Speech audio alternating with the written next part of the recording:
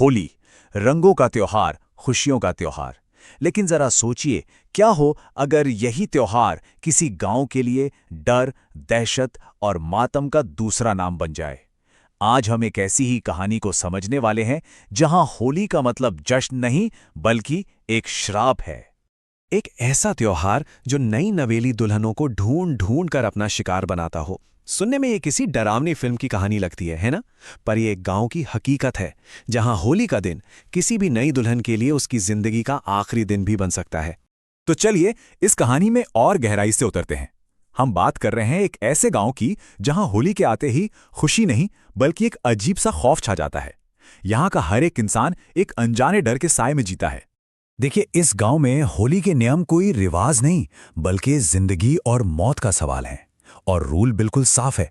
त्योहार के समय गांव में एक भी नई दुल्हन नहीं रहनी चाहिए। सभी को उनके मायके भेज दिया जाता है, क्योंकि एक छोटी सी चूक का मतलब है सीधी मौत। इस डर की गहराई कितनी है, इसका अंदाजा गांव के एक वासी के इन शब्दों से लगाइए। वो कहते हैं, अभी तो शादी का नाम लेना भी मौत को अपने घर पर दावत देने जैसा है। मतलब खौफ इतना ज्यादा है कि लोग शादी जैसे शुभ काम का जिक्र तक करने से डरते हैं। और अब इस कहानी में एंट्री होती है उन लोगों की जो अनजाने में ही सही गांव के सबसे बड़े नियम को तोड़ने वाले थे, सुप्रिया और गौरव की।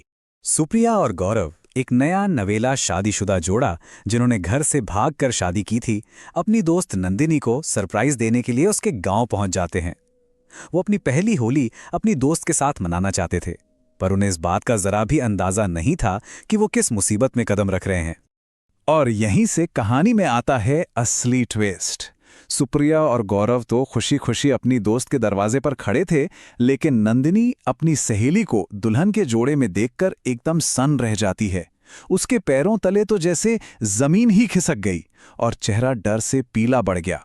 नंदिनी के घरवाले फौरन उन्हें गांव के उस खौफनाक श्राप के बारे में बताते हैं।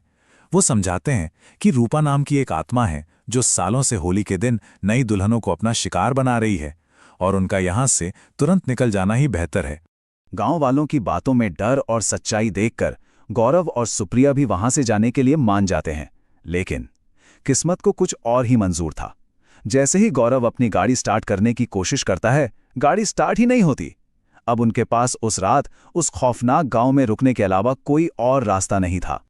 और फिर वो रात आती है जब गांव का सालों पुराना डर एक बार फिर हकीकत बनकर उनके सामने आ खड़ा होता है।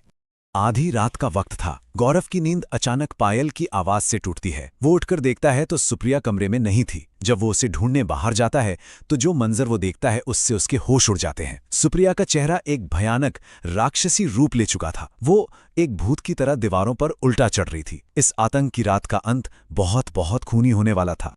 सुप्रिया के शरीर पर कब्जा कर चुकी उस आत्मा ने अपनी नीयत एकदम साफ कर दी थी।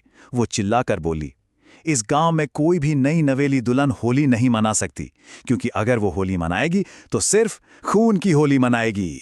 और इससे पहले कि कोई कुछ समझ पाता या उसे रोक पाता, उस आत्मा ने सुप्रिया को पास में रखा एक नुकीला हथियार उठाकर अपनी ही गर्दन पर वार करने पर मजबूर कर दिया। गौरव की आंखों के ठीक सामने उसकी सुप्रिया ने दम तोड़ दिया। लेकिन सवाल ये है कि ये सब हुआ क्यों?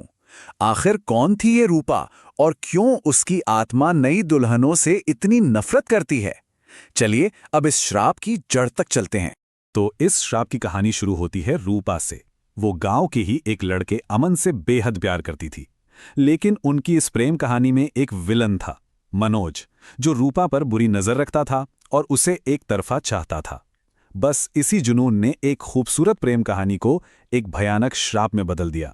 तो इस श्राप की जड़ में दो चीजें थीं। एक तरफ थी रूपा की सच्ची मोहब्बत और दूसरी तरफ था मनोज का जहरीला जुनून। रूपा तो बस अमन के साथ अपना घर बसाने के सपने देख रही थी, जबकि मनोज की सोच थी, अगर तू मेरी नहीं तो किसी की भी नहीं।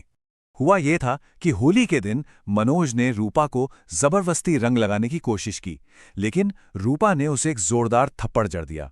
बस इसी बात का बदला लेने के लिए मनोज ने रूपा को धोखे से बेहोश किया और उसे पानी के एक टब में डुबोकर बेरहमी से मार डाला। रूपा की मौत के बाद मनोज को तो कानून ने सजा दे दी, लेकिन गांव को एक ऐसा श्राप मिला जो आज तक नहीं टूट सका है। ऐसा भी नहीं है कि गांव वालों ने कोशिश नहीं की। उन्होंने कई पंडितों और तांत्रिकों से मदद मांगी, लेकिन रूपा की आत्मा का गुस्सा और उसकी नफरत की ताकत इतनी ज्यादा है कि आज तक कोई भी उसे काबू नहीं कर पाया। और बस तब से लेकर आज तक डर का ये सिलसिला हर साल यूं ही चलता है। हर होली पर गांव अपनी नई दुल्हनों को गांव से बाहर भेज देता है, बस इसी उम्मीद में कि रूपा की आत्मा को कोई और शिकार न मिले। और आखिर में रूपा की अपनी कसम ही इस श्राप का सार है, जो खुशी मुझे नहीं मिली वो किसी और को भी नहीं मिलेगी। एक ऐसा दर्द जो नफरत बन गया और अब हर साल होली पर अपना बदला लेने लौट कर आता है। सवाल यह है कि क्या ऐसी आत्मा को कभी मुक्ति मिल भी सकती है?